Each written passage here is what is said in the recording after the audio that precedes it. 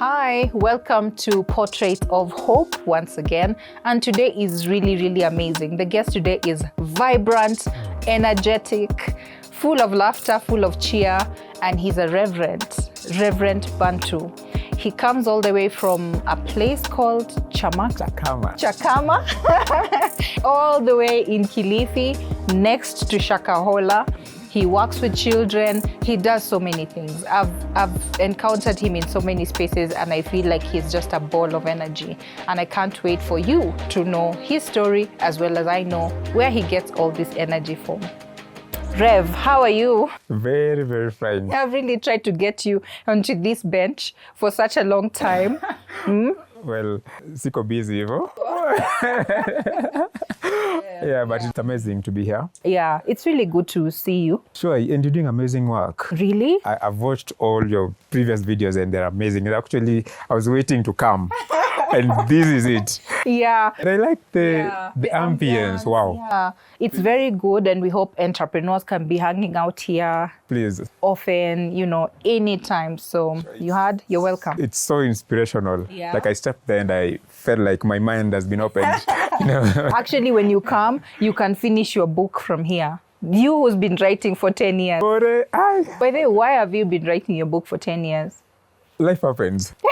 Because I've always wanted to write something about myself. Yeah. I think I speak fluently about myself. Yeah. That's what I know. So I've been trying to write about me, and then when I reach a certain place, things change. It's changed. Because I started writing when I was single. Yeah, Then all of a sudden, I have a family. So now you gotta... Yes, I have to think, do I need to include my family in this, or do I need just to continue with me being single? And then I'd not been ordained. Yeah. Then I got ordained, and do I need to include? So things have just been adding up and adding up. That's why I have not finished. I know, and that's the beauty of actually stories, is that they're continuous. Like our stories are still ongoing. Yeah. I think you can add until the time you close your book. Yeah, or I could be doing series, maybe. I don't know.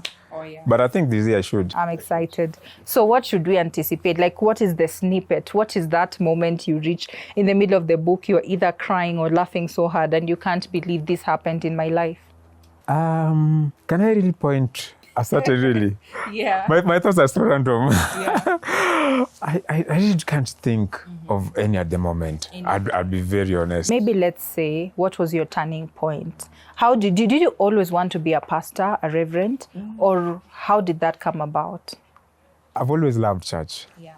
And I started doing this church thing when I was, I think, 7 years. Wow. My mom was an evangelist. My grandfather, whom I'm named after, was a lay reader. Wow. My dad wanted to be a pastor until something happened and he never even got to be a lay reader. Yeah. Poor man.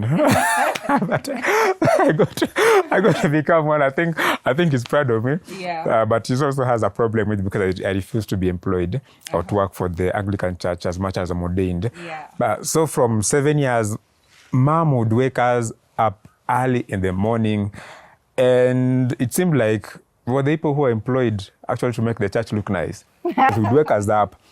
So you appeared earlier than everyone, yeah? Yes, and Fagia the church, and it was a big church. So we would sweep, then duster the seats, arrange everything, then go back home, and then come now for Sunday school. She was also the Sunday school teacher. So we were brought, You're very straightforward. The of the Lord.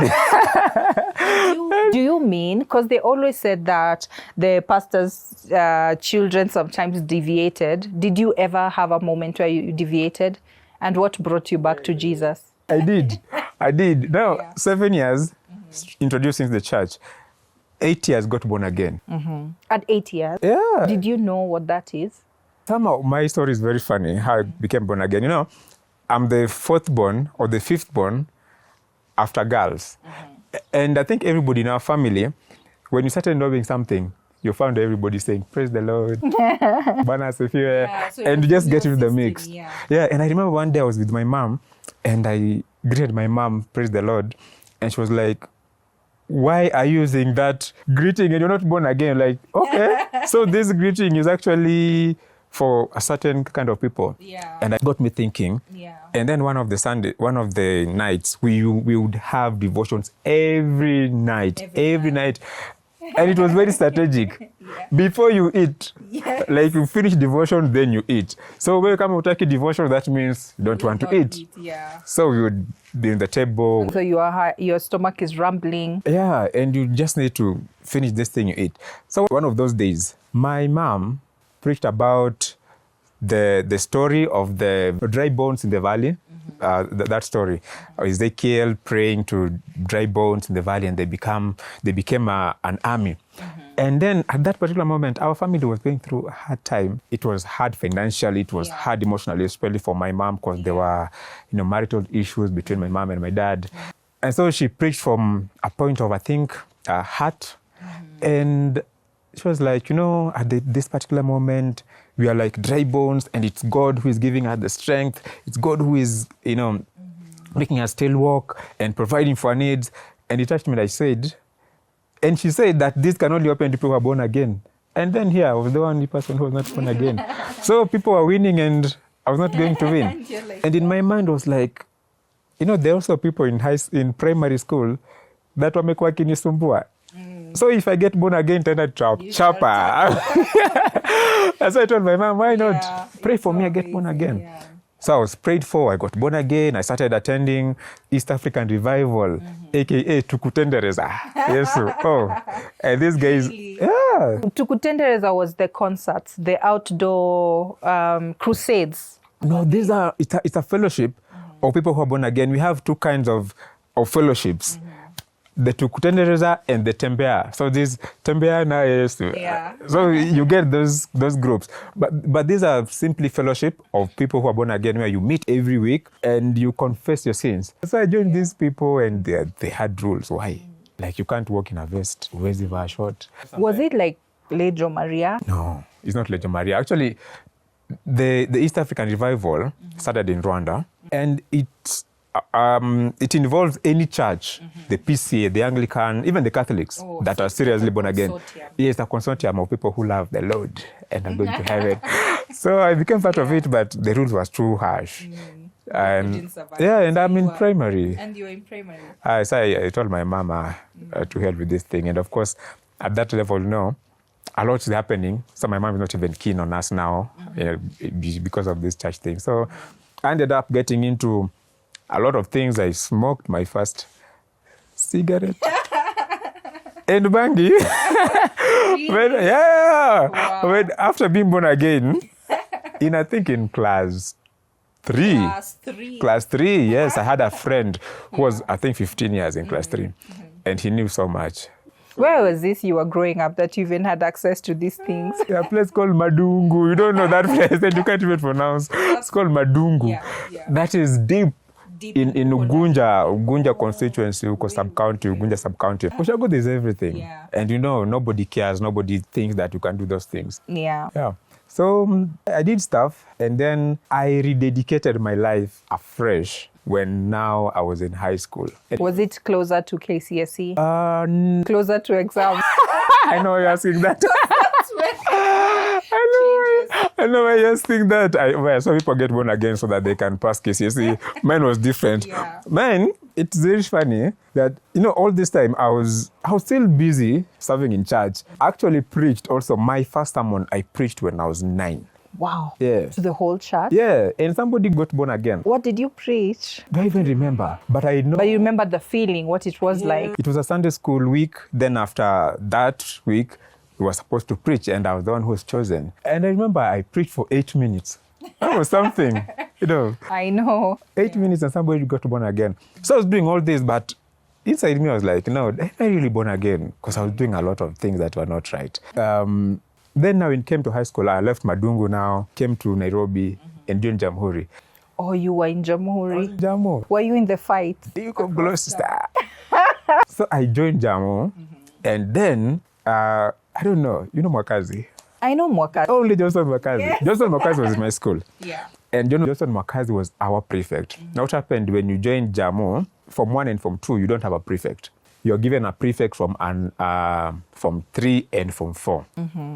So I'd known Mwakazi from church, Old States Cathedral.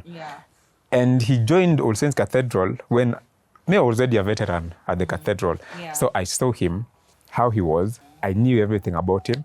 But Makazi kind of had two personalities. When he was in school, he was this guy that if you didn't know him, you'd think he's from Runda, Ama, Kileleshwa, very posh. With him in Daystan, he was always like proper. But then he was already polished. And then in church, he was this guy, well, still mannered, but I knew where he was coming from. Yeah. So I didn't expect him to behave differently in school. Yeah. And of course, he knew me because when he was starting to play keyboard and guitar, my team, the sound team where I was serving, is the team that would give him the access.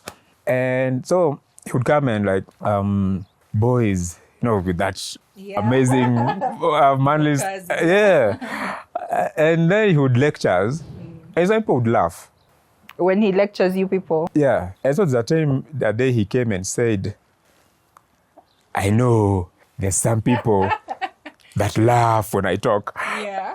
If you do, and then like he said, like if you do that today, you guys are going to see fire. Mm-hmm. And then I had a friend, my friend called Andrew Diambo. So I looked at Andrew and Andrew looked at me. And then he smiled and started to talk. Yeah. And then Andrew looked at me and I looked at him and we busted. And you know what used to happen? Yeah. He was a captain, and captains in Jamhuri used to have a lot of power. Yeah. Now we had these corner classes that could only be used for either officers or stores. So the captains used to be given those rooms. To whip people? Yeah. And actually, it used to be like a torture chamber because they were painted black. I don't know how they got all that. So this would be painted black. And if you had an appointment with a prefect, sometimes what they would do, the prefect who gave you an appointment would walk out and ask you to go in. So when you go in, you're from light, and you get in and the room is painted black, you'd actually not know what is happening in. Kumbe huko ndani, there would be other people waiting for you. And then it would be slap. Then before your eyes opens and you see what... Would they be teachers? No. Students, prefects, and captains. Before your eyes opens, you'd be thrown out. So you don't even know who did that. Yeah, because the person who gave you an appointment was not there. You met him walking out. So that day I thought, because he told me, meet me at my office at 3. And I was like, this is going to be hell. But something happened. That day I went into the office and the room was lit. And he was seated there, and there was a desk and then there was a chair. And told me to come in and sit. So I sat. And he gave me a lecture. He lectured me. For how long? Almost an hour. Wow. But I only remember one thing he told me. Go and may God bless you. I went back to class and I rethought about my life. I rethought about my chair and rethought your life. I rethought about my life because I was thinking after the punishment I would be given, physical punishment, I would probably be given a corridor to wash the way they always do. Yeah, or the toilet. Yeah, but this was different. There was no punishment. There was no punishment. That's lecture and blessing. I rededicated my life alone. Really? That was Form 2. I continued, and here I am. Many years later. So when did you make the decision actually? Like now you finished school? Yeah, I finished school. You want to go to university or college? Yeah. Then you decide, no, I want to be a reverend. Yeah, so I finished. My dad is very keen on making me have a name for a family. He connects me to some of his very good friends. My dad left school in standard 6, but he's super connected. So immediately I finished, he connected me to some of his lawyer friends. Some of them are MPs and also lawyers. Were you going to be a lawyer? That's what he thought I should be. And I think I'll be a lawyer one day. I think, do you know we are many who want to be lawyers one day? I have to be. Before I die, I have... You would make a very good lawyer. I think. Really do. Yeah, I'm going to do human rights law. Yes. I'm going to do that. Yeah. So my dad takes me to this office in the Insurance Plaza, and it's amazing, and I like how people are orderly. But I am orderly. You're orderly? Oh. You're put together. Yeah. I wouldn't find socks in your living. Never. Never. Never. What's your portion? Never. I think it started to reduce. I started to become tolerant when I got kids. Actually, yeah, once you get children, it goes south. Yeah. Me, even my clothes, I really struggled for somebody else to wash my clothes, even now. You'd rather do them yourself. Myself, yes. So, Hooray! so I loved the office. It was so orderly. But then one day, 2 days, I'm orderly, but I don't love really wearing suits. Yeah. So people looked a bit so serious. Everything is order, but hey, the seriousness in this place, not just for me. So I left. Yeah. And my dad was very, very mad at me. Yeah. So you're leaving for what? Yeah. To do what? To do what? I ended up at All Saints, doing anything that is available for someone to do. So I'm doing sound. Instruments. I'm doing missions. I meet people at the gate going for missions in Garissa, and I'm in Garissa. I'm thinking, I'm supposed to be home. What am I doing in Garissa? And I'm doing this with my friend whom I met in Jammu. So we started just doing stuff everywhere. But I really don't know exactly what I want to do. But in the process of doing all these, teaching Sunday school, teaching teens, and basically being a church boy, sleeping in church, going to church on Sunday, leaving on Wednesday, coming back on Friday. That was my life. Yeah. And also now, because of home, also had issues. So I felt church was accommodating me, the safe space for me. Yeah. And because I don't also want to be outside there and just do what everybody else is doing. And mom also has told me not to do mjengo. So you grew up in that time where mjengo was the side hustle. Yeah, and mom told me no mjengo and no sales. Because I think she had seen all these things happen. And would you believe I actually almost went to do sales? And I wish I did, because now I ended up in business and I would have gotten sales skills. I was ready to have the short skirts, be at the roundabouts and stuff. Also, my mom told me, no, you can't do that. She did well. She did well. You know those days where you get a lift to Naivasha, hoping that you make a sale, and then get your fare back. And then you don't make a sale, and you have to call back home to be given fare. You know, I don't think they do that anymore, where you don't get paid at all. Like, would the Gen Zs accept such a... No. The Gen Zs are clever. But our days, we went that hell. I saw that, and my mom had seen that and told me, no. Afadhali tuishi hapa na. So... You were saved from hell. Saved from that. But of course, she loved church. So she didn't really think that I was wasting my time. And my dad also, okay, if you decide not to be a lawyer, okay, but just know that mimi sina pesa kupeleka Campo. So I got my C+. I was supposed to go to Campo. That was enough to take me to Campo directly. But then there's no money. And I think nobody's even keen. You are in church. Sometimes church is not the best place to be. Because nobody even cares to ask you, what do you want to do? It's a safe place for everyone. Yeah. However you are, come as you are. You kuja too, and we don't even care why are you here, and people are supposed to be in school. Or they're enjoying that you're still serving. You're serving them, which I feel very unfortunate. I wouldn't want that to happen for my congregants or somebody I know. But that happened, but also it helped me. So in the middle of serving, doing all this, an opportunity arose. Chachami Africa was collaborating with Chachami UK. Chachami is a community of evangelists. Yeah. It's an Anglican community that trains evangelists for Anglican churches. So an opportunity, they were starting an exchange program called Explore. And so they put an advert outside there for anyone who wanted to apply. So I applied. Yeah. Actually, a friend of mine called Moses, one of my mentors, asked me to apply, and I applied. And out of, I think, 199 people, I became number 2. Wow. And I was chosen 2008. You being called into pastoring? Yes, I was chosen, and in 2008, September, I went to the UK. You went to the UK for how long? For 1 year. Accent? Yeah, wait. I was trying when I came back. Amazing. But how amazing. What a twist. What a twist. Yeah. And imagine I became the first person in our family, I think in our whole clan to travel that far. Oh my God. So you're the chosen one in your generation, the first who has many fasts. Imagine. Amazing. So I trained for cross-cultural missions and evangelism, majoring in youth work. So I did a lot of good work there. Stayed in Liverpool, moved from Liverpool, went to Bradford, traveled to London. Are you hearing this? He just traveled to London. Yeah, invited to... Special invitation Gosh. to St. James Palace, by the prince. Really? Yeah, by Prince Edward. Prince, you met him? Spoke to him, shook his hand, Yes, we had a conversation. exchange contacts. Maybe not. Yeah, but we talked. That's something that I'm very sure. my Not even many. People cannot even dream of that, let alone. Yeah, I don't think there's a president. Kibaki never got that opportunity. I got that opportunity, and Yeah.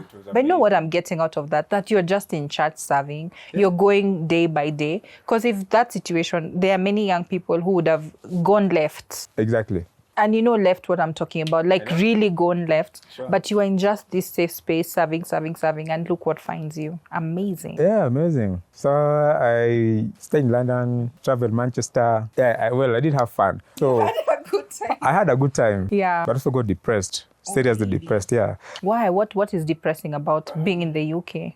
I think there's just a lot, just miss home. I had, behind my house in Liverpool, we had 2 apple trees that were in season throughout. Yeah, like there was food everywhere, but I still missed home.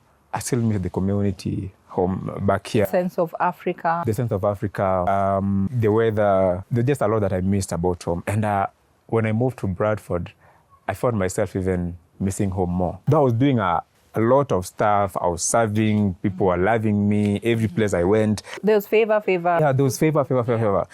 But I didn't actually know I was stressed and depressed until the British Telecom one day came to the house I was staying. My host had gone for holiday and I was left alone. Came to ask if we had started a bureau calling, because I had called home. In 2 weeks, I'd called to amount of about £800 worth credit. A pound is about 138 bob or 150 something. They actually shocked because that house had never Had those many calls. Yeah. You were missing people. I was missing people. Understanding, are the UK people talkative? Why? Not as talkative as Not we are. as talkative. So I asked God, so what next? Because looks like here it's not working for me. And I was supposed to be there September to September, but I got this sense of no. You're stressed here. You need to go back home and do something. Because I was doing a lot of school missions, street evangelism, just being there, talking to people, basically just making people happy and making people know God. But also learning a lot. I learned how to skateboard, I learned how to play guitar. So a lot of stuff. But God now was like, you need to go back home. And so I got into a time of prayer and fasting. By then, I had never fasted like I fasted in the UK, where there was a lot of food. So I was praying and God gave me this idea. Go back home and start a ministry and call it Urban Hope Project. And I told my host that I think I want to go back home before time. So a month before my time, came back home. Came back home broke. So that was the saddest part of it. Everybody think in the UK you have money. Did you come with some gifts or did you just appear? No, I tried not to appear. I always try not to just appear. I always try not to just appear. So I'd saved some money. I'd bought some stuff for people, but unfortunately I didn't know how expensive it was for extra luggage. So I ended up leaving a whole bag in the airport. Oh my gosh! Oh my gosh! It was so sad. And I love books. I'd bought a lot of books. Yeah. So all of them I left them in the airport. So and I'd bought books for gifts for people, shirts and stuff. But I don't regret, I think, because they collect them and they take them to charity homes. So at the end of the day, they went to a charity home, which is equally good. I came back and there was really nothing much happening.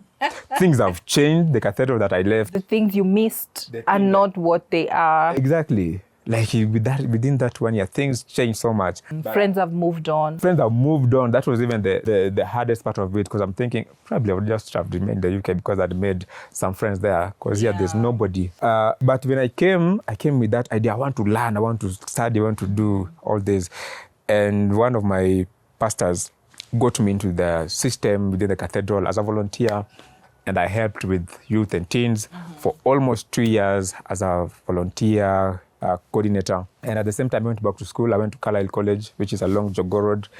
It's part of the church army. And started doing theology urban mission. But because of finances, I stopped after just a term, but I'd done really well. And one of the lecturers who was with me at Carlisle had left and went to St. Paul's University. And he reached out and told me that I think because you're already out of Carlisle because of school fees, don't even think of going back there. Because I think you're very smart and yeah, you can come to St. Paul's and probably you can do a degree for 2.5 years instead of doing a diploma for 2 years. I thought that's a good idea. Yeah. So I started to apply. Or because you would get exemption because of what you've already done? Not even really getting exemption. That could be part of it, but there's a crash course if you do, a crash program. But then I didn't have money to do that. So I ended up going back to Saints and just serving and just being everywhere, giving myself, traveling to Uganda, traveling to Tanzania, doing missions, and basically being a church boy again. The only thing I have. What made you go to Chakama? How did you end up in the wilderness in Shakahola? So what happened? At some point, I felt like enough of All Saints Cathedral. So I left. Actually, enough of church. Not even All Saints Cathedral. Really? Enough of church. What happened? I got bored. I got bored because now, you have expectations. As you grow, you realize that you also now has expectations. Now I've grown. I've gone to college, finished my training in theology. I'm expecting to be ordained. And this ordination not coming through. So I started to have, quarrels here and there with the church. And I felt, I need just to move. So I left and went into entertainment. I can survive anywhere. So even being in church, I was just doing it because I feel here where I'm supposed to be. But I can do anything. You take me anywhere, I'll survive. So I went into the world and started doing sound for pay, not for church. Now, but I still want to do it in a space where I feel comfortable. So me and my friend started doing sound at Mavuno. And at some point he would come. One Sunday we came, Saturday, it was a practice. And we found the church in shambles. And so we decided... What had happened? Like the person who was supposed to come and do the arrangement before we do our setup was late. So we started to do the cleaning and arrange. And then when she came, she thought, these people are not the normal sound people that I know. Because Mavuno never really worked with saved people, so they just got professionals who are good in what they're doing. So they paid them? Yeah, so they thought we were just any other professionals. So when they found that we had done the cleaning and everything, she thought these were not the normal people that we are used to. And I think the second time she did that intentionally to see if we could do the same. And we did the same. And then she called us and told us, I think you people are so different. What is different about you? And especially you. So she narrowed down on me. And I don't want to associate with the church. So I was like, no, as we're just doing what we think we're supposed to do. And then she's like, I think you should do Discovery. So like, what is Discovery? It's a leadership program under Mavuno. But I was actually just playing law because I know so much about church. I already knew where... You are a pastor, for God's sake. Yeah. So I'm just trying to play cool so that Asening is the back because I see where she's going. And then it's like... You're like, this is what I've been running away from. Yeah, Stucky story. Like, you need to do Discovery. Like, no, like, is it paid? Pana ilipwe, but you can find your way. Yeah. So like, no, I have a family. I don't want to do things that azna malipo. Then akaniuliza, is this job you're doing, are you sure that you're getting money every month or like what you've done here that will pay you? Like, we're not sure, doing it by faith. Then she's like, that's what will happen if you do Discovery. And then she told me that we enda and apply. Personally, I'll recommend you. Because you have to be recommended by somebody who is within the Mavuno. Yeah. It's like, okay, sawa, and it's okay. Said I'll do. Then I didn't do it. Then one thing I didn't say that in between here, I also went to become a conductor. Buruburu 58. When? Buruburu. So now the churches let me down. Yeah. They're not giving me promotion. They're not paying me. Like, they're just there. And I think that's what I also used to wonder, because like so many young men especially were serving in church. They were so frustrated. You'd go, and they wouldn't be paid. So one of the days I'm busy bebaing. Bebatao, mbambao. Do you have a picture? I do. I have evidence. Buruburu 58 XXL. That was very me. So I'm working, I'm in Donholm, bebaing for Forward. For travelers, those famous. And then I see a call from Hula. It's called Hula. Hula. I love that lady. She's a pastor now. Yeah. Then she calls me and, Hi, Bantu, did you apply? Like, no. Then she tells me to alight in the next stage. I go apply. I'm like, I don't want to. But again, I respect her. That okay. And you're like, what's the worst that can I happen? do apply and then what? And do whatever comes to my mind. Then I apply. And the following day, like it was the deadline, I'm called. But some of the questions that they were asking are like, what is you are, I don't know, what do people say about you? Or what do you think about? And on Facebook used to have those things of somebody saying this about you. So I knew, this is easy. Answers are on Facebook. So I went, did screenshots and then links. Because I'm just doing it in Tokyo, Rakaraka. Job. Yeah. The following day, they called me for interview. And then I'm asked, why are you here? I said, I'm here because Pastor Hula asked me to apply. Is that what you said? Yeah, like I didn't want anything, but I just wanted to make her happy. I tried and I failed. I know those moments where you are applying for something and you hope you fail, but you also don't want people to judge you. You did. And then I'm called the following day again. I'm thinking I'll be told I may fail. I'm called for orientation. Yeah. And in the orientation, I meet another pastor who had been at All Saints. We were with him at All Saints, and he had seen my potential, and he knew we had even had some rough time with him because I had my ideas, had his ideas. I was like, oh, Bantu, you're here. This is the right place for you to be. Because I know your mind, like, this guy, what is he saying? And again, I'm asked, why are you here? And like, I'm here because Pastor Hula told me to apply. And this is an orientation. And then I think I used to really speak big English. And so people are getting really interested with my big English and impressed. And yeah, yours was English from the UK. I tell you, the Queensland Queens. Then I find myself here in Mavuno as a trainee. Like, no way. But then I persevered first semester, because they were in semesters. So first semester, I'm put in Sunday school. And I didn't even like Sunday school because I've worked with children, I've worked with teens. Take me a notch higher. These are things I was running away from All Saints. Yeah. But I'm there, I serve there, we start an amazing ministry, it flourishes. I'm removed there, and then I'm taken to Daystar. And Mavuno had wanted to do something at Daystar, a Ombi program for some time. And I think Daystar was not accepting Mavuno because at that particular moment, there were a lot of Migomo, and Pastor M was one of the directors. Apparently, he was not helping. So people were trying to repel Mavuno from that space because why not helping? But somehow God gave me the grace, and I went into Mavuno and we did Ombi, I think 4 seasons in 3 months, something that had never happened. And they loved it. The Mavuno community loved it. But then there was a hidden agenda that they didn't tell me. Their intention for being in Mavuno was so that they get the international students to plug into Mavuno and then plant churches back in their homes, their home countries. But they didn't tell me that. So at some point, a strike erupted, and I tried my best to keep this community that had formed to the best, but it never worked. And then the pastor was mad at me. Like, we gave you the budget. Why didn't you, bring them, find a way of bringing them back, bring them here? But I tried, but you didn't even tell me what exactly you wanted. The objectives. Yeah, so as a punishment, I'm taken back to Sunday school. God. But then God told me something. Did you really enjoy Sunday school? I did enjoy. Because God was just doing things. I was going with a heart, but God was doing stuff. So I went back to Sunday school, and God gives me an idea to start this football club for children who are coming all the way from Athi River to Legindogo and all that. Yeah. And then it flourishes. But in the process here, Mavuno had given me a good budget for doing this outreach in Daystar. And at some point, I would use Uber from Daystar to Moja. Where do you get that?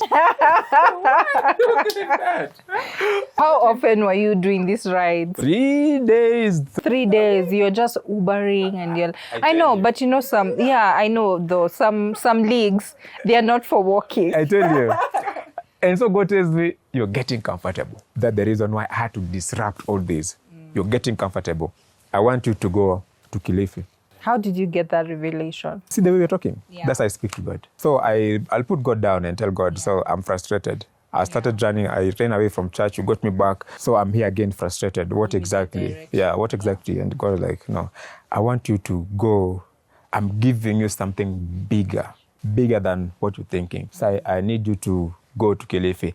So I went to... So that's how you got your mission. Yeah, I told Pastor M that I want to plant a church in Kilifi. And then Pastor M was like, no, that's not part of our vision. Because the vision of Mavuno then was to plant churches in all capital cities of Africa and gateway cities of the world. So Chakama is not one of them, Kilifi is not one of them, but he gives me his blessings. So I leave Mavuno, not in a nice way, because at some point we were supposed to go do missions in Zambia, but God told me, no, I don't want you to go. If you go there, it would be more mess than anything. So at some point I got cut from communication. I find myself in the office alone. Kumbe people were told to go for some retreat, and because I didn't go for this international mission. You can't go for. Yeah, so somebody felt I was rude. I got myself back depressed, stressed. Wow. I ended up at Life Pool, another church there. And Reverend Twelio Dendo, I thank Reverend Twelio Dendo, though at some point also took part ways, but I really thank him because I stepped into his church and he pointed me out and told me, you look like you've been in ministry, but you've been hurt.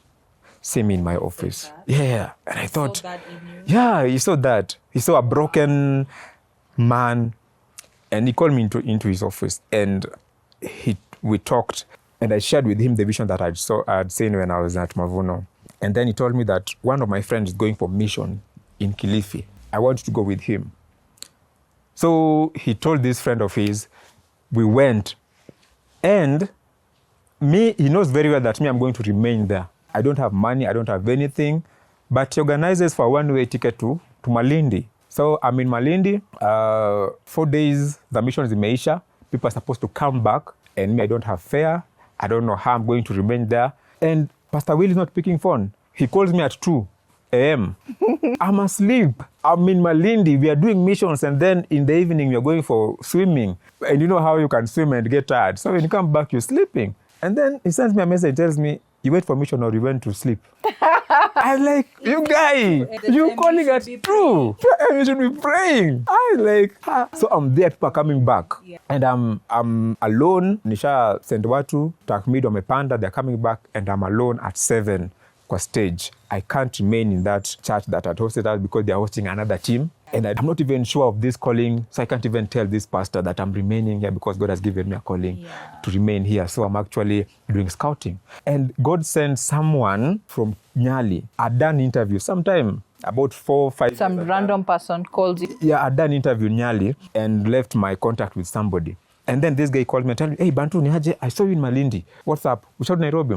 And like, bro, God has sent you to call me. You know where I am? You are about to sleep at the bus. Hey, God has told Really? you. Yeah, God has told you to call me. On the same day? Same day, same time. I'm wondering. I was like, what's up? Ebu niambie what's happening? Like, maze God amenituma hapa Malindi nianze mission. And the people that I was with are on their way going back to Nairobi. Mi sijui nifanye nini. And this guy tells me, kuja Nyali, tukutane VOK. They're like, mimi rasina do.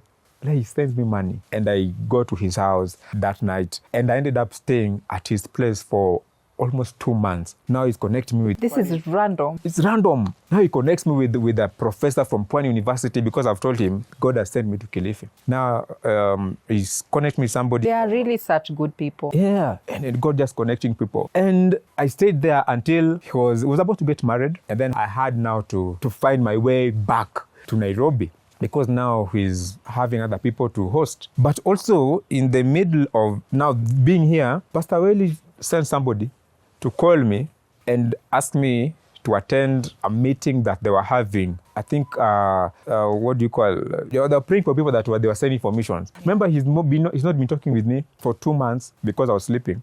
At 2 a.m. 2 a.m. And he knows that I remained. How I remained, he doesn't even know. He's not even asked me. But Kumbe has been following what I've been doing. Because, you know, as I post. So he sent somebody to call me and ask me to come. No fair, no nothing. You know what I did? I said, okay, I'm going to trust God. I packed. And my friend was in Diani. So I told him, hey, Baraza is out. Me, I'm leaving. And then Nairobi. I've gotten an emergency call. I don't have money, I don't have anything. But I just packed. I showered, packed, and started walking. Yeah. And you know, along the way, somebody sent me money and there was no trace. Up to now, I've never known. It was not anybody from Life Pool. It's not him who called you? No. Because when I reached Life Pool the following day, they were shocked to see me. Because they didn't expect that I would be there. And in fact, I don't even know. And I've gotten those instances several times where I get money, sometimes even to 100,000, and I don't know, I can't trace, like literally can't trace. The last one was in Are you serious? Like 100,000? the last one I got 124,000. This is just one instance. I don't know. Do you not see the number, I look at M-Pesa? I look at my statement, dash, dash, dash, no trace.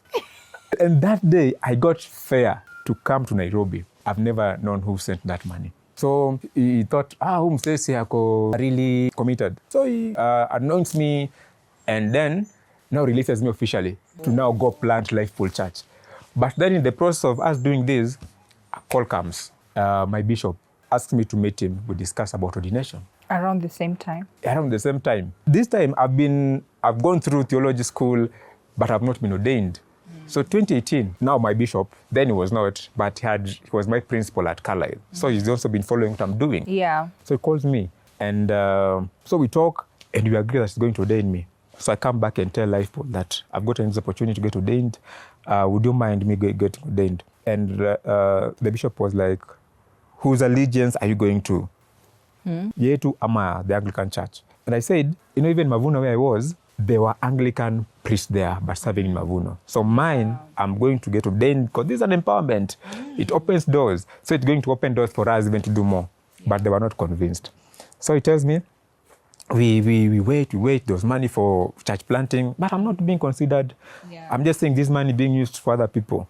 And I asked, then he tells me that if you keep on talking about this thing, tutaongea paka next year, January. I like, and this is actually about February. Yeah. Next year, January. Like me, I'm alone. Then he tells me, you look for people to help you do what? Raise finances. I said, okay, that's a challenge, I'll do it. So I go to St. Cathedral, so I still know people there. There's a restaurant, I got them. They allowed to give me a room. I talked to people, including my former clergy, and then they were supposed now to help me pay for this facility. It was about 15,000. They gave me 5,000 the day that the event was happening. So I'm supposed to raise the 10K by myself. I spoke to people. Sorry, I love mentioning people who have taken me through hard times.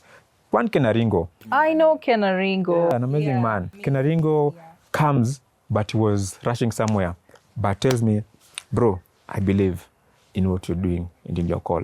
Have this. And that's how I got money to pay for the hall that we met. But the Kenaringo has really stood with me. It's the same Kenaringo that made me to do my graduation party. I didn't have money. Yeah. Ken shared my story and somebody gave money and I did a party. Ken, God bless you. You're a bro. So I got money paid and the event was awesome. Lifepool sent secretary and another pastor. Yeah. But then Reverend John Mark, I love you also, bro, comes and he was the one doing what?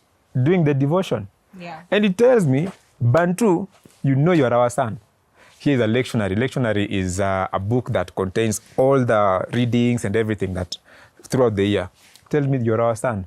Here is a lectionary. If things don't work out, you can always come back. Aliharibu mambo. Wow, just by saying that? Yeah, because the Lifepool people are here. And that has been a bone of contention. Allegiance ya nani utakuwa nayo, the Anglican Church ama us.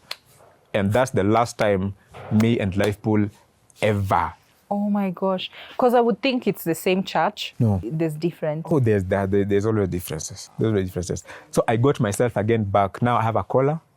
I've been ordained now. I have a collar. And where do I go? Yeah. So I'm there frustrated, no money, family. It was depressing. It was a lot, yeah. Mimi nani? I went to River Road. Sikuna Church is River Road. And I felt the call. And God has even given me the name, Sorted Life. So I went to this one of the hotels. I paid for 3 Sundays, 1,500 in the evening. The first day, 4 people came. And I sent How did you get them? Or you sent to your network? I sent to my network. So I'm saying, hey, God has given me this vision. I'm starting a church. Church inaweza kuwa noma. Yeah. Remember from the UK, I have the... you speak good English. I speak good English. So we meet. So Dani menunua, everything, matching, green plates, and tumblers. You know, I'm branding you guys. Then people started coming. 4 people come. Really, 4 people, yeah. I sell my vision like I'm selling to 4,000 people. We go home. The next Sunday, 2 people come. I preach like I'm preaching to 2,000 people. The last Sunday, I'm alone. I'm alone. Hey, I'm alone. Wow. But you know what? What does the Bible say?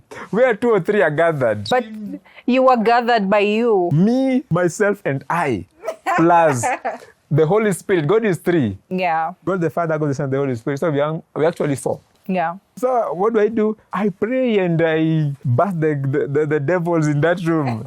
And I finish. You bind them. Yes, and I go home. But I tell the management that this is my last day being here. So I go back home. And then I told God, unacheza na mimi. Stop these games. Yeah. Stop these games. And I told God, unanijua vizuri. You know me very well that if I would decide to be a thug now, I can do it very well. You would perfect it. Yeah. I have the mind umenipatia. Really been, you've tested it, isn't it? Yeah. So, and then I slept. And that night, God spoke to me. God told me, again, story of Kilifi. Still, and I tell God, you remember you told me about Kilifi. It's still there, and I still believe in it, but just tell me what exactly. Then that night, God tells me, I want you to go to Kilifi and start a mission and call it Kilifi Mission and Transformation Center. Call it that way. And this is what I want to do. So 3 a.m. I woke up. And I wrote. I love writing. I write. I still have my diaries from primary. So I write. And at Mavuno, we had been taught how to do pitches. So I write, and then I went back to sleep. I think I wrote for like 2 hours, then I went back to sleep. Then I woke up at 10. So I don't have anything to do, so I can wake up whenever I want. I woke up at 10 and went through what I wrote. And it was very clear what God wanted me to do. Then, using my training, I summarized it to 1 page. And I told God, okay, so here it is. What next with it? And God tells me, send it to every person that is in your email list. And with a few ideas here, I know how to track information. I went and opened a MailChimp because that helped me to track who has read, who has opened, and all that. So, and I sent it. And, you know, every time when you send something, you do something, kuna mtu kakili yako nasamanga, mtu akiona kitu ata come through. So kuna ase, kama watatu hivi, nne hivi. I'm thinking, akiona, breakthrough. So one of those guys that I'm thinking, akiona ata breakthrough to come, opened the email 7 times, wow. And never responded. Because I can see Mark opened at this time. I didn't even know you can know when and who read actually. You can. In the paid one? No. Even the free one, MailChimp and even Constant Contact. So Mark opened these things 7 times and never talked to me, even now, up to now, from 2018. Mark, wherever you are, I'm not calling the second name, so that's it.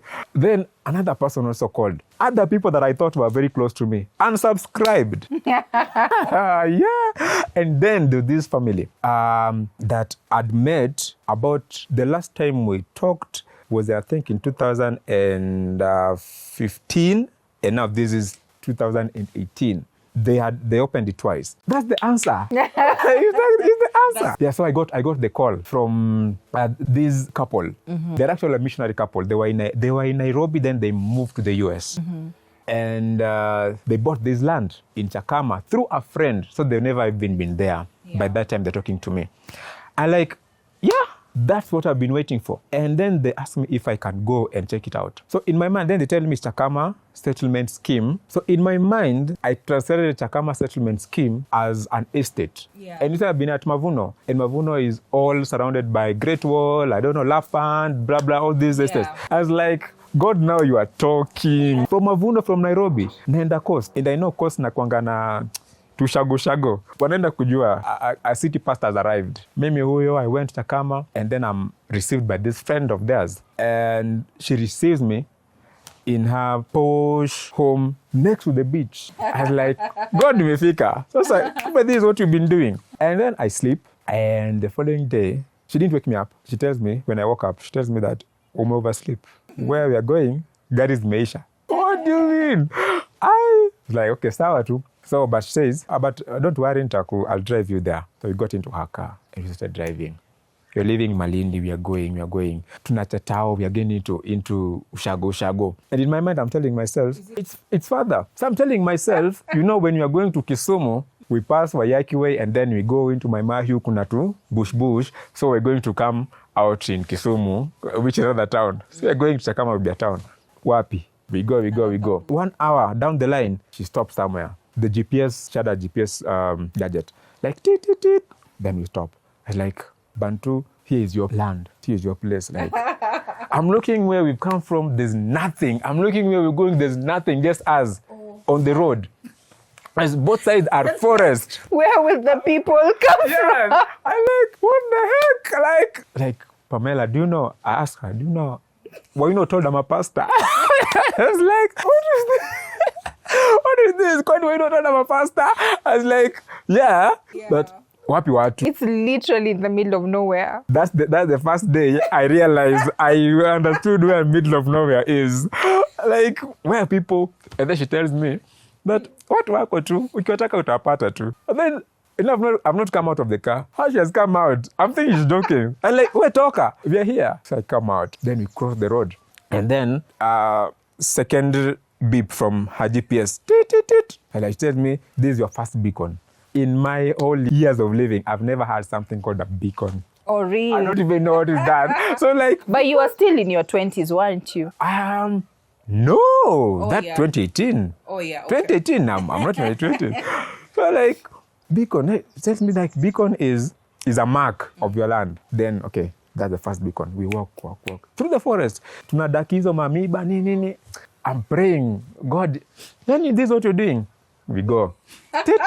Another beacon. Tunaenda. We go again. The third beacon. Then, the fourth beacon is like, we are trying to look, haipatikani. Then she tells me, that unajua, I think walitoa. Because sometimes they don't like outsiders, so sometimes they remove them. And like, God, umenileta kwa story ya kupigana mashamba tena. And this thing I know, people die because of land. You want me to be part of this? Like, no, Siwari, you'll get used to them. And by the time we're finishing, we have met like 6 snakes. Hey, like, God. Through the forest. Hey, through the forest, looking at this beacon. But one thing hit me. This land is so big. Then I asked her, how big is this land? It's 7.5 acres.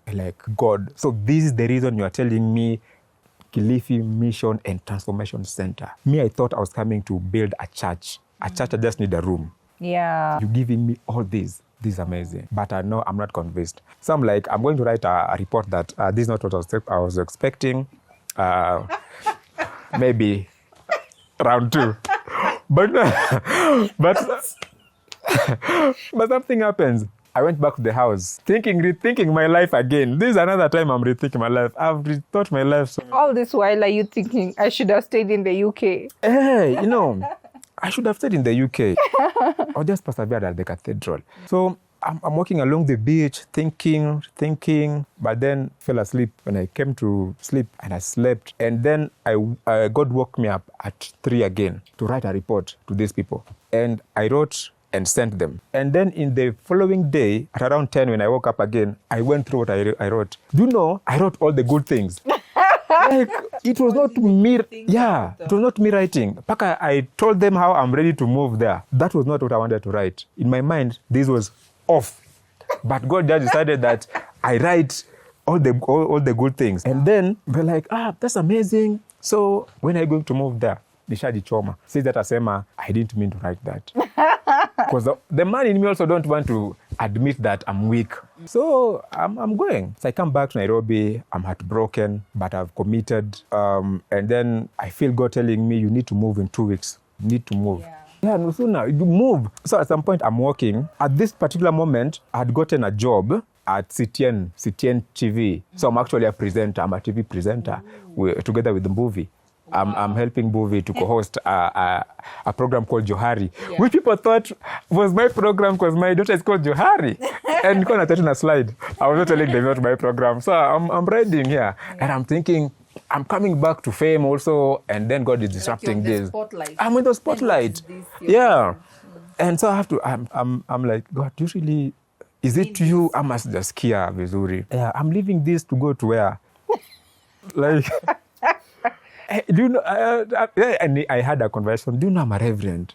Like, what's watanionaje coming this place? I'm like, God, I don't even know good Kiswahili. These people don't know English. I'm trying to tell God how you take him to the UK and back, and I cannot talk English. I'm like, God, like, no, you're going. And God tells me, go to your sister and ask your sister for her husband. Because my sister is married to a Tanzanian, and he's also a pastor. And so I like, hey, Rosie niaje? God has given me this call. Na akaniuliza nikuulize if ndugu, I used to call him ndugu, can come with me because mi niko na shida na Kiswahili. So atanisaidia kutranslate. And like, why not? I think he's been feeling bored also. He needs a change. Yeah. Endo muulize. Uliza ndugu, I'm thinking he will say no. I have another excuse. He says yes. Aye. So, mimi huyo started to unpacking slowly. One day I'm from the studio and I'm walking down Matthew Street. And there's that new building that has just been unleashed, I think last month, opposite CFC. They were changing that canvas, that advert kwa KFC. And I have 1,000 bob. Inisha budget nayo, unga mbili, mboga, mafuta. You know, I have budgeted with this 1,000 bob. And God tells me, no, now that person, the people who are changing that thing, were selling to people. Like, kind of expired, deterred date, so they were selling people. 1,000 bob unakatiwa kapis. And God tells me, buy. I'm telling God, no, I've budgeted for this money, even you know. And now I started to bargain. Like, hey bro, maze nikatie tu barabara nini, nipatie hata namba nitakutumia hiyo balance. And this guy is like, hii kitu ukitaka kununua, enda ununue study. Utauzwa kota ya hii for more than what I'm selling you. So buy ama uende. Juu pia ni legal. Tutashikwa hapa. So fanya haraka. So like, okay, hey car, I walked up to Nando's, Tomboya, and goes like, upiti hapa. You're going back. Buy that canvas. So I went back, tried to bargain again, nothing. I ended up giving the 1,000 bob, and this guy akani katia. It was big, like from here to Pastuko. Yeah, to write your whole story. Yeah, it was actually big. And then I realized, then nimechapa luku. Nimetoka studio. How am I going to carry this thing? Nishainunua. It's heavy, I can't buy it. I don't have any money. So kama mbaya. Nikabeba. I'm walking past, Katatao. I reached bus station. And God tells me, leave this thing here because I need you to, in 3 days, you're moving. That's going to be your house. That's your tent. That's what you're going to start life with in Kilifi. You're moving in 3 days. Leave it here. You don't need to go with it to Moja. And like, really? Like, yes, I mean what I'm saying. So I got somebody. We used to have a stall there where we were selling vegetables and fruits. So I knew people there. So I went to somebody and told him, bro, niweke kitu, takuja kuchukua. And so I'm walking, I don't even have fare, but thank God I was a makanga. Yeah. So I walked back to commercial to get a buru mat for free to go home. But I called my bro and like, in 3 days you're moving. I'm looking for fare, tunaenda.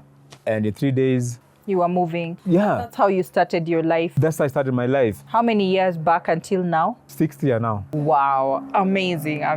Like, I really needed to understand how you made the decision, and it looks like you were actually having like clarity in your mind and God was communicating to you where you should go. Yes. 3 top challenges that you experienced now that you were there. One was getting to connect with people. People were very skeptical about us. Yeah. So because they're thinking, why would somebody leave Nairobi to come and live here in a tent, Tandarua? That's what you put up. Yes. At some point, that's what we used for some time.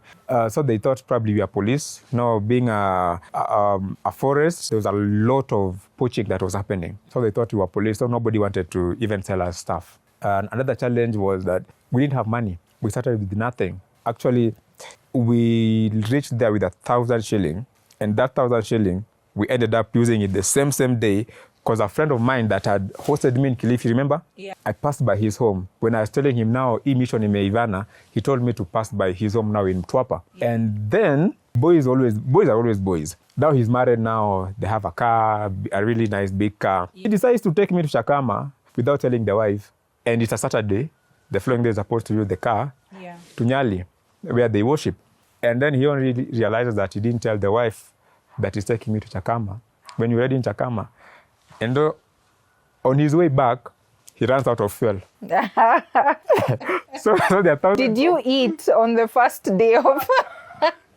No, we didn't eat. Actually, we didn't eat. Because we even reached there at around 9. So he's actually coming back to Katama, to Mtwapa in the middle of the night. And then mafuta inaisha between Arabuko forest. So we have to get somebody. He doesn't have money, so we have to use our 1,000 bob ya kwanza maisha kutuma mtu kuconnect na mtu in Malindi ampelekee mafuta Arabuko. You know, I listened to this story and I'm like, young people, by the time we reach our... by the time we are legends. And you know what? Every time I see you, you are really happy. You have high energy. And now I'm seeing where all that came from. I'm sure by that time, because prior when you were going through the journey, you had episodes of depression. Yeah. But by that time, you couldn't even be depressed. Like, you're like, this is normal. What could be worse? This is normal. This is normal. I rarely get deep. I've never gotten depressed after then. Wow. Nothing stresses me. There's a story to everyone. Like, when now I understand the energy, the life. You're just the life of the party. Amazing. So what are you working on now? Which is why I was actually very interested. But now this leads us to that perspective right now. Yeah, so when we moved there, it's a story. I don't know how to cut it and do a collage. So when we moved there, of course we started in a forest. We got this family to help us clear the forest. The first Sunday, we stayed indoors trying to check out how things are going. People are still skeptical about us. So we didn't do much. Yeah. But on Monday, we had to start work. There's nothing interesting to see. So we had to start work. So got into the job, gloves, gumboots, started working, clearing. Yeah, got people to start working with us. A whole week we're working there. And I'm also fundraising. Because remember the 1,000 bob? Don't repair, so there's nothing. So I have to use my mind. Laptop, Phone. Internet, or the phone. Phone ingine hapo hivyo ya sijui naitwa Itel, hata sijui ilienda ngapi. It was a phone somebody had given me. Hata sijairudisha. Why? Mamwini. It was about to return it. So I started taking photos. It was a phone mwingine mbaya hapo hivyo, I think 1.3 megapixel.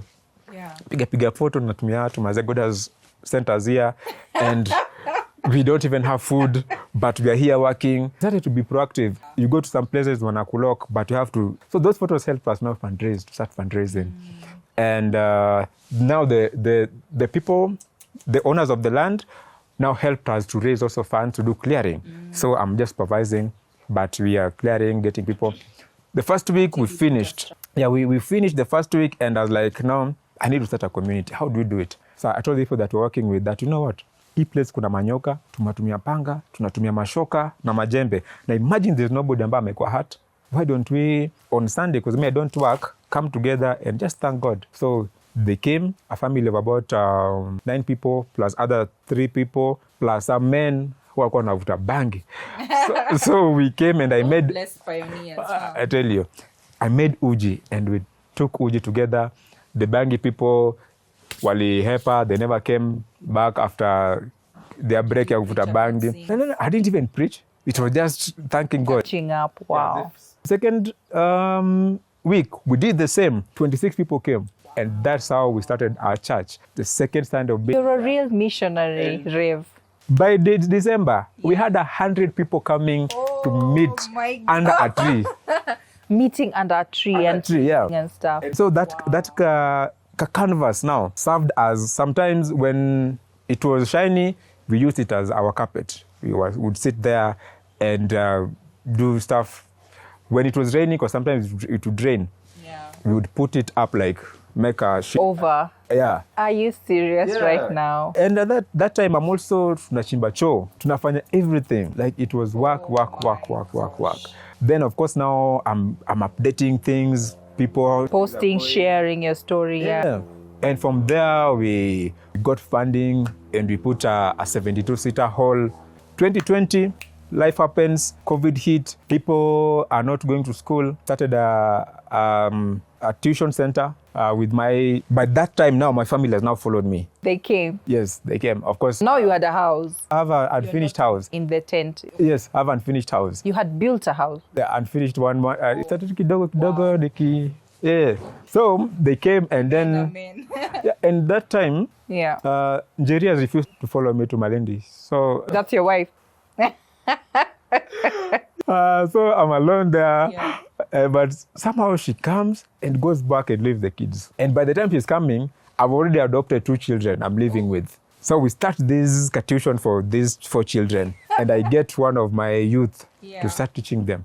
Then COVID happens, people go back to school, and so many parents have brought their children and they don't want to take them back. What happens? We start a school. Nothing actually starts as it is. Like you start one idea, you go to it opens up the next, it opens up the next, Yeah. opens up the next. That's amazing. Then we realize that these parents need to work with their children and they're not learned. So what do? We start an adult school, so that, because we want them to be part of the life of their children. And for the young men and young ladies, we start a football and talent academy. Yeah. I got people to help get balls, get goals, get jerseys and stuff. And then later on, we started. Oh my God. From in the middle of nowhere. Yeah. Nothing. Yeah. And now you could see the center. Yeah, we've opened the whole 7.5 acres of land. So it is, the stage has actually now gotten a name. The place has gotten a name now. You So it's, gave the name yeah, to so the it's stage. called Kopasta Musa. Now you. Yeah. From Malindi, you say, Nanda Kopasta guy Musa, from they'll. UK, they drop you there. Yeah. Oh my No, of course, now at some point I had dreadlocks. So The power of faith. Ule Pastor Dready, Yeah. Ule Pastor Rasta. So Is that some. Why the weed people came there. No. No. But I was going, I didn't have the dreadlocks I put when I was already there. Yeah. It's amazing. It's amazing. You could actually see it, like blank space. Yeah. And then Yeah. actually see what you've been talking about. Exactly. It's the most amazing thing, to be honest. So from nothing, when I was handing it over, because I handed now that project over last year to now my partners, I had it over with 100 students at church that now I left to my assistant pastor. Yeah. He's a local. Had about 60 something people and 6 staff. 6 paid staff. Yeah, 6 paid staff full time. I can't believe it. I'm genuine. And we have my mind is telling me to call it what I'm seeing it. But Jafika Hapo, but let's say a circle. We started A circle. yeah, with the parents. So we are saving money. We want to start a circle. So you have a huge piece of you in Kilifi. Yeah. Very huge. And another one in UK. Another one in UK. Actually, some of the projects that started in the UK are still going on up to now. Yeah. No, that is very... And in Nairobi. And in Lokichar, in Turkana. Because I've been there also and started something like that with my friend Rafo. Rafo, wewe. Ebu, wacha kunilenga. We still have work to do, bro. Rafo kuna work. Yeah. Anyway, so amazing. I'm so happy like to hear this story. But I think it's actually giving us hope. We want a lot of things. We desire a lot of things. And it's like you always want like a big, like you want to see it. But what if you just start step by step by step by step and then it opens? You are about to write a report. How you... Imagine. This is not what I No. This is Anyway, not- so Now, what you're working on, I really want you to talk about it because I know you're also raising a lot of awareness. Tell us about it. Yeah, at the moment, I am busy thinking how to do now the second phase of it, because I consider what I did from 2019 September to last year, the first phase. So I want to do the second phase, where we are now moving into our own space. We thank God. God gave us this amazing big piece of land. That has no snakes now. Doesn't have snakes now. No, the last time I was there, I saw one.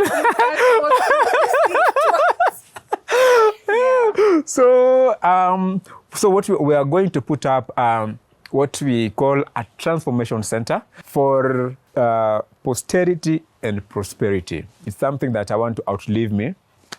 And it's a big project. Having said I'm an educationist, I'm a disruptor of status quo. I want to do something that probably has never been done within my circle and in my village for that matter. And I want to do it in a way that when I die, there's something to go on. It's big, and so I'm thinking wildly.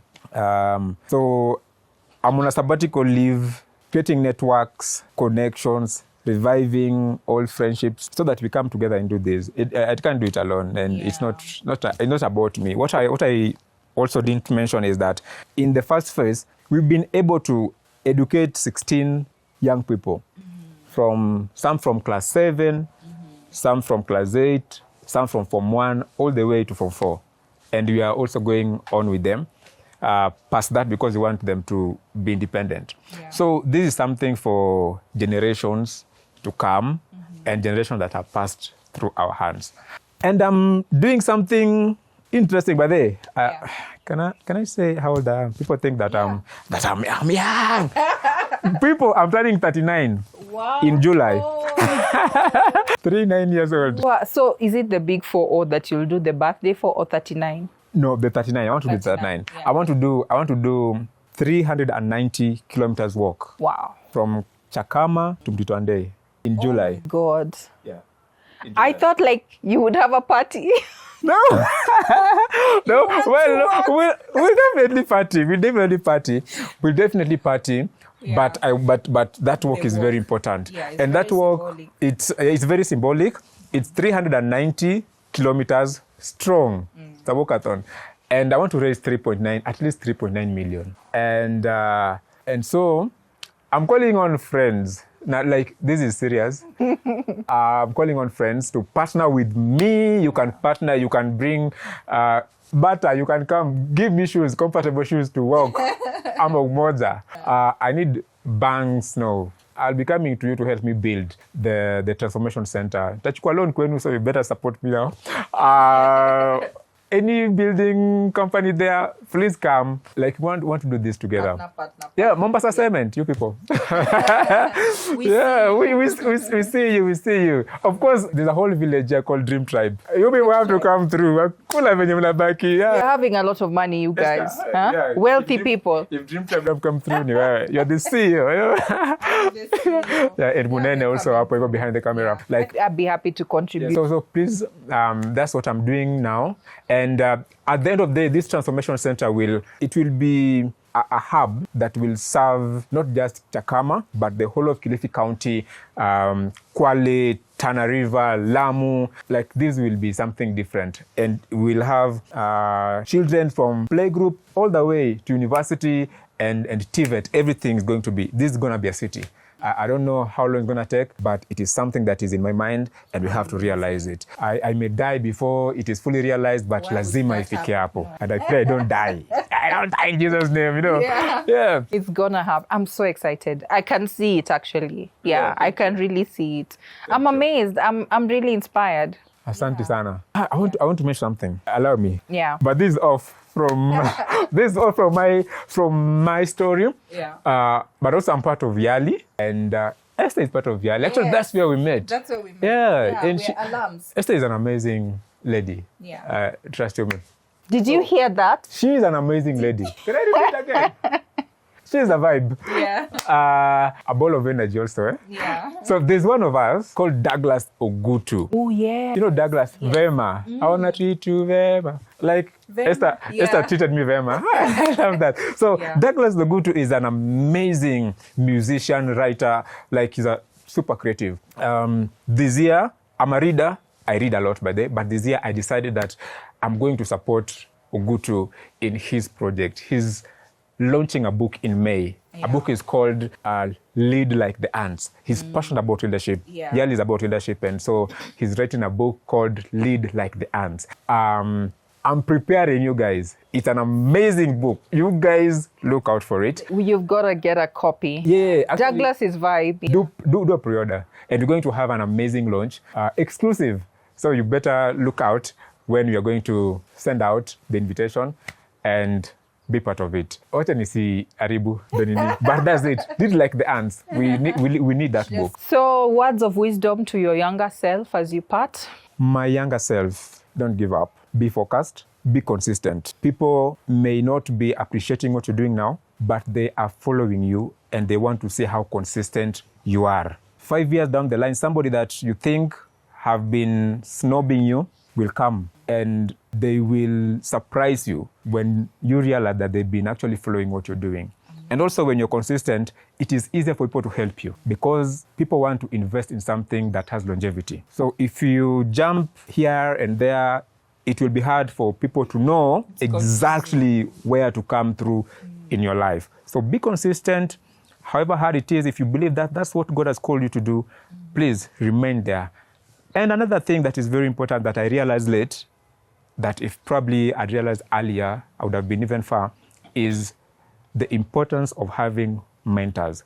What mentors do is simply they direct you through the path that they've been through, so you don't have to go it by yourself and pass through the challenges that are unnecessary. So get a mentor and be consistent and trust God. Amazing. Kula tano. Yani, you've made me laugh and I've really enjoyed this. And you know, it's interesting. Everyone who sat here has talked about mentors.